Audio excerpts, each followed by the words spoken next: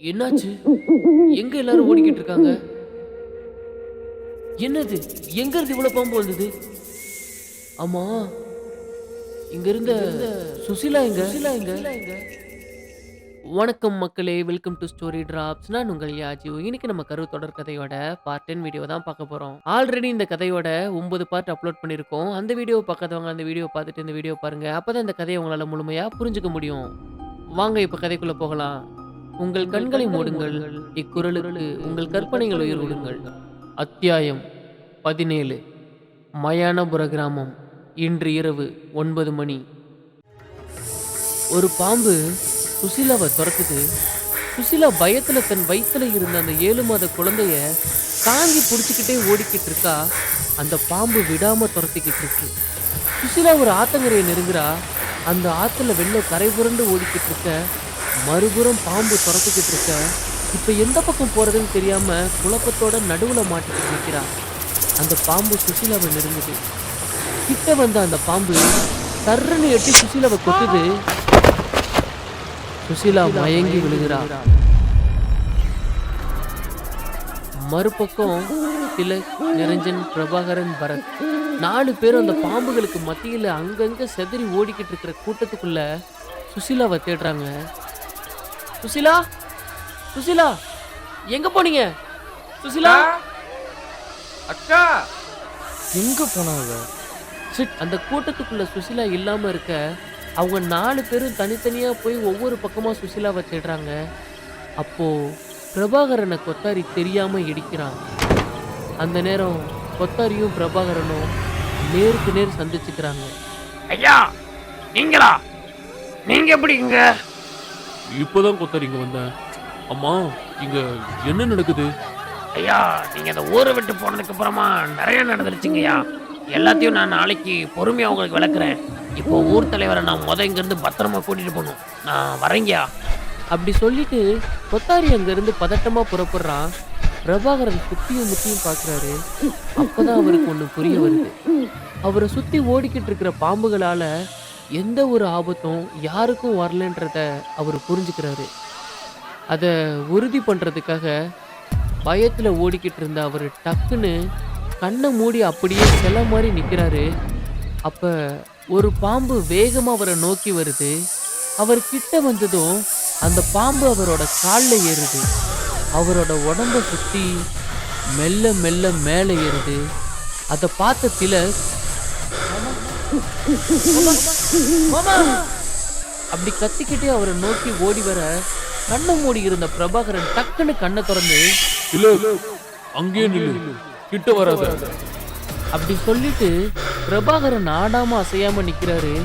அவரை சுத்தி ஏறின அந்த பாம்பு அவரோட முகத்துக்கு நேரா வந்து நின்று அதோட நாக்கு வெளியில நீட்டி அவர் கண்ணோட கண்ணு பார்க்குது. அவரால் எந்த ஆபத்தும் இல்லைன்றத உணர்ந்த அந்த பாம்பு சர்ன்னு அவரை விட்டு கீழே இறங்கி அவரை தாண்டி போகுது.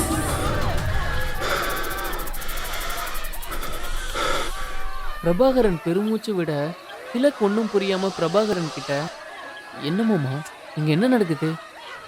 இல்ல, கொஞ்சம் நல்லா கவனிச்சு பாரு. இங்க இருக்கிற பாம்புகள் எல்லாம் பயத்துலதான் ஓடிக்கிட்டு இருக்கு. அதுங்களுக்கு நம்மளால ஆபத்து இல்லைன்னு தெரிஞ்சா நமக்கும் அதுங்களால ஆபத்து இல்லை, அவ்வளவுதான். திலக் சுத்தியும் முத்தியும் பார்க்கறான்.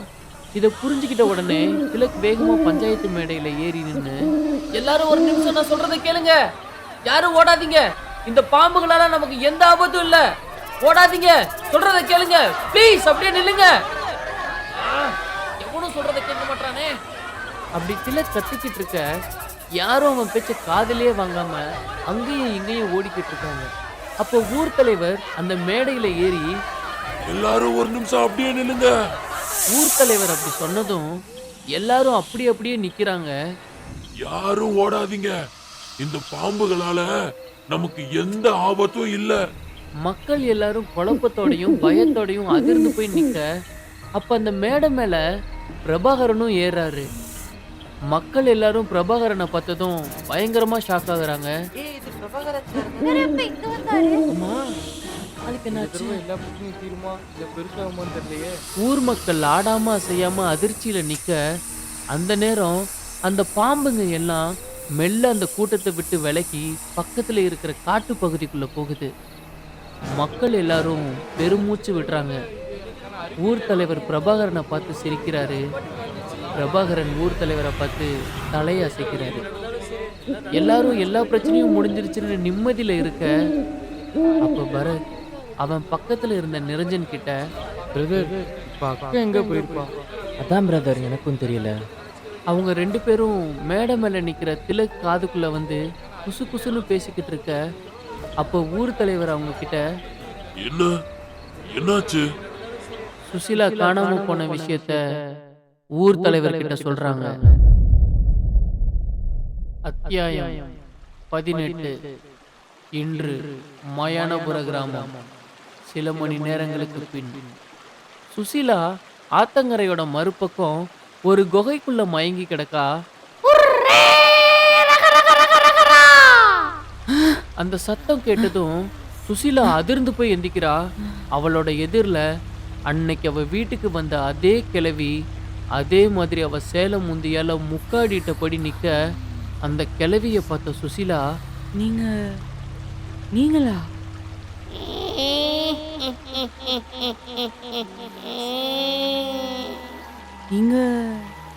இங்க எப்படி நான் வந்தேன்?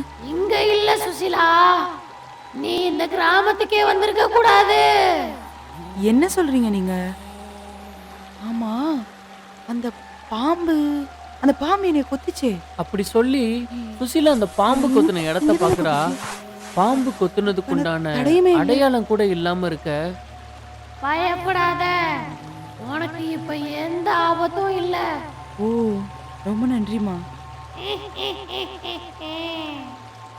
எதுக்கு நன்றி? நான் தான் சொன்னனே, நீ பொக்கிஷம், உன்னை பார்த்துக்க வேண்டியது என் கடமை. சரிங்கம்மா, நான் கிளம்புறேன். எல்லாரும் தேடுவாங்க.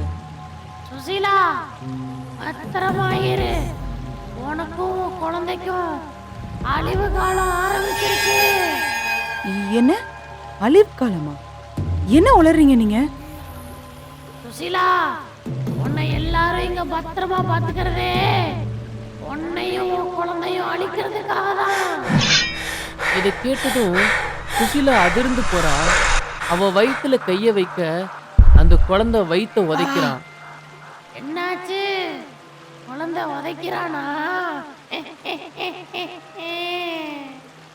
அந்த கிழவி மெல்ல நடந்து சுசிலா வயித்துல கை வச்சு, பயப்படாத குழந்தை, உன்னை நான் காப்பாத்துறேன் இந்த மிருகங்க கிட்ட இருந்து.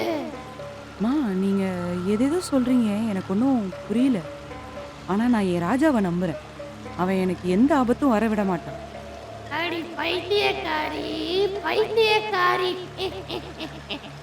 இந்த ஊரை சேர்ந்த அவன் வெளியூர் வந்து உன்னை கல்யாணம் பண்ணி மாசமாக்கி குழந்தையே பிறக்காத இந்த ஊருக்கு கூட்டிட்டு வந்திருக்கானா?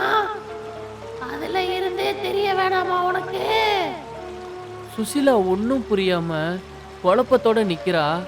ஏதேதோ அவன் மனசுக்குள்ள ஓடிக்கிட்டு இருந்தாலும் எதை பத்தியும் யோசிக்க நினைக்காத சுசிலா, என்னை அந்த பாம்பு விஷத்துல இருந்து காப்பாத்தினதுக்கு ரொம்ப நன்றிமா. நான் கிளம்புறேன்.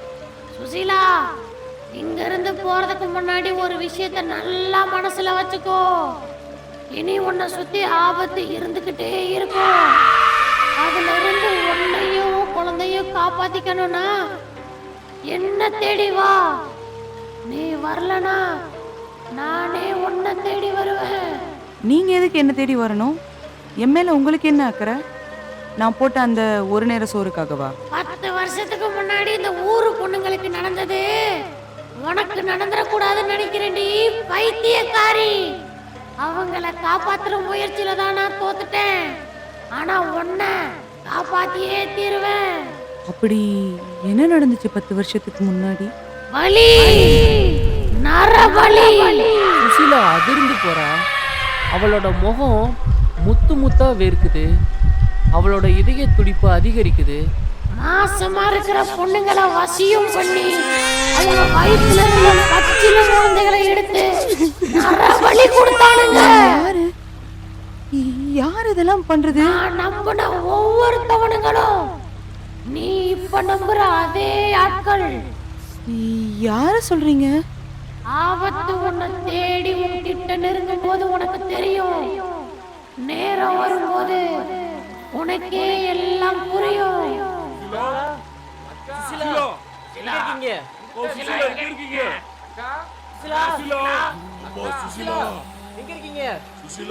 ஊர்க்காரங்க எல்லாம் சுசிலாவை தேடி வராங்க.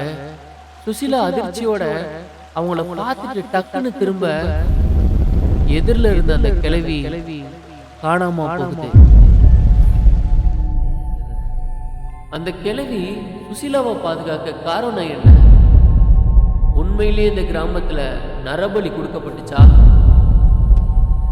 10 வருஷத்துக்கு முன்னால கர்ப்பிணி பெண்கள் காணாம போறதுக்கான காரணம் இதுதானா?